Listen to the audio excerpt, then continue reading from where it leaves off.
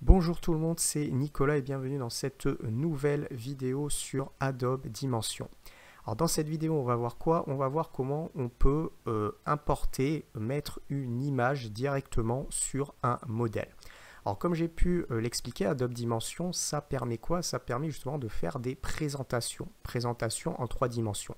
Vous pouvez être amené par exemple à créer un logo ou ça peut être simplement une image, par exemple une image de paysage, et venir la plaquer justement sur un modèle pour faire une présentation. Donc voilà le type de choses que l'on peut faire avec Adobe Dimension. Et donc c'est ce que l'on va voir, comment on peut plaquer justement notre image sur le modèle.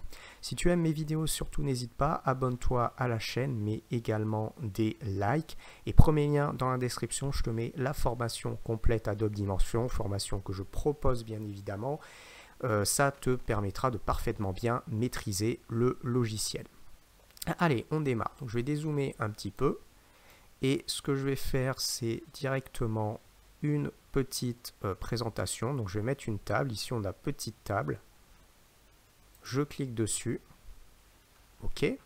Ensuite, je vais zoomer un petit peu et puis je vais rajouter un élément dessus. Alors, on va aller chercher ici, vous voyez, j'ai la tasse de café. Donc je vais venir la disposer dessus. Clic gauche. Et puis on va aller chercher un autre élément. Par exemple, j'ai un petit bocal ici et je vais disposer le petit bocal à ce niveau-là. Tac. Alors on va zoomer un petit peu. Je vais décaler un peu le bocal ici. Je vais prendre cet élément-là ici. Je vais rajouter rapidement quelques textures, donc quelques matières. Donc je vais aller directement sur matériaux. Je vais cliquer sur la table. Alors au niveau de la table, je vais prendre une matière substance. Puis on va prendre par exemple celle-ci. Tac. Ensuite, je vais rajouter des matières plastiques de base. Ici, comme ceci. Une autre matière plastique sur le couvercle. Là, je vais mettre des matières plastiques ici et des matières plastiques ici. Je vais simplement retravailler un petit peu ma couleur. Alors, je vais cliquer à ce niveau-là. Je vais sur ma tasse de café. Ici, je vais aller sur les options. Donc, je vais aller sur la tasse, couleur, et je vais changer ma couleur. Alors, je vais activer, tac, alors je vais aller dans couleur.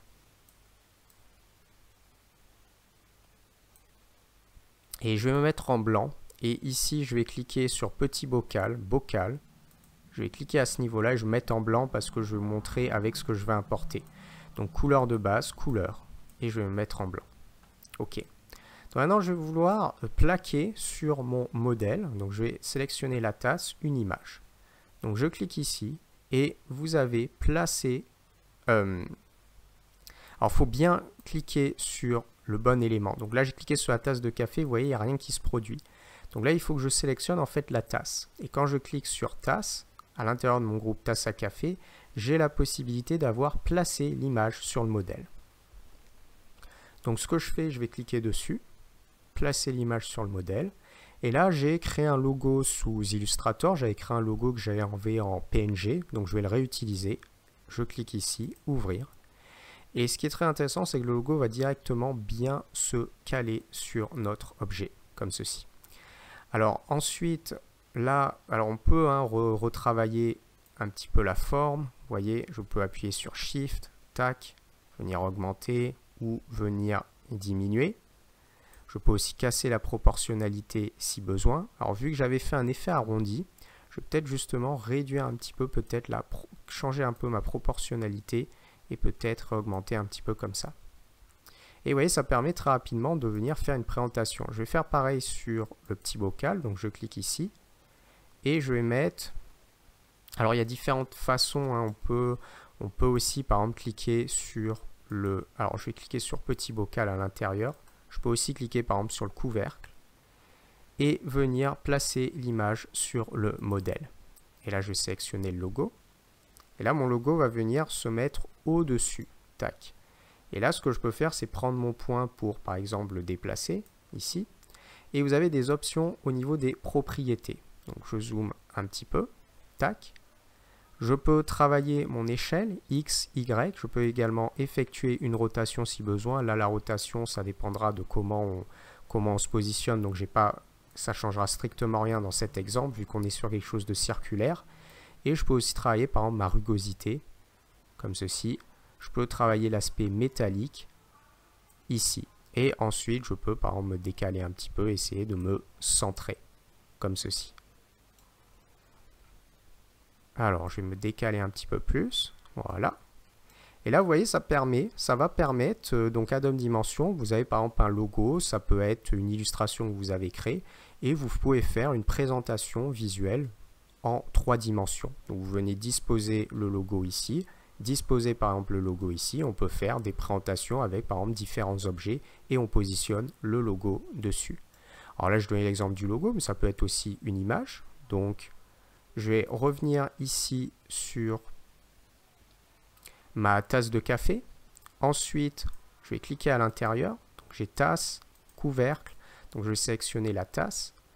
Et là, j'ai à nouveau, tac, placé l'image sur le modèle. Donc, si je sélectionne quelque chose de différent, ça peut être une image en JPEG.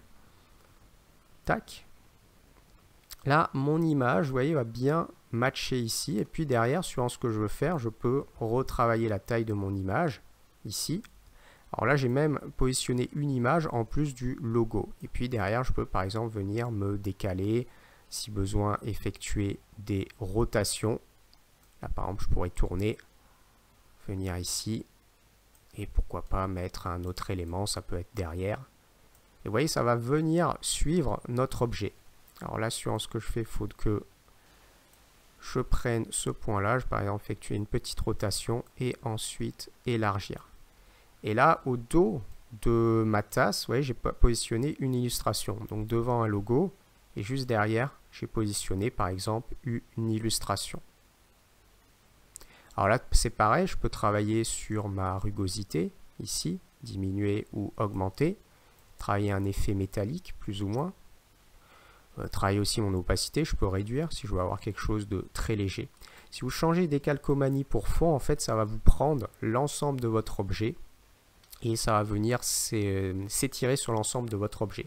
Alors du coup, on n'utilise pas forcément, vous avez répété, vous avez miroir, on n'utilise pas forcément beaucoup fond dans différents exemples. En général, on utilise plutôt des calcomanies puisque le but, c'est justement de pouvoir positionner un élément dessus. Alors après, une fois que vous avez fait ça, par exemple, si je vais sur tasse à café, tasse, je clique sur la droite, ben vous voyez, j'ai ma texture, mais j'ai également ma première image et j'ai également ma deuxième image. Ça veut dire que si par exemple j'ai cette image-là, l'image, et que j'appuie sur la touche suppression, je peux venir supprimer mon image. Donc là, j'ai supprimé et j'ai que mon premier logo qui est là. Donc à tout moment, vous pouvez revenir et éditer à nouveau votre élément. Ok. Allez, on va s'arrêter à cette petite vidéo, simplement pour vous montrer comment on peut positionner sur un objet directement soit une image, ça peut être un logo. Alors, c'est un logo travaillé essentiellement en PNG pour être sur fond de transparence. En général, c'est plus intéressant. Si c'est des images en JPEG, bon, bah là, on peut rester en JPEG, bien évidemment. Et ça vous permet comme ça de faire des présentations. On peut faire la présentation 3D, c'est l'équivalent de présentation sur Mockup également. N'hésite pas, abonne-toi à la chaîne si tu aimes ce que je fais. Tu peux mettre également des likes sur la vidéo. Et puis si tu es intéressé par plus, c'est la formation complète en premier lien dans la description que je vais te mettre, qui te permettra de parfaitement bien maîtriser Adobe Dimension. Sur ce, je te dis à bientôt. Ciao, ciao.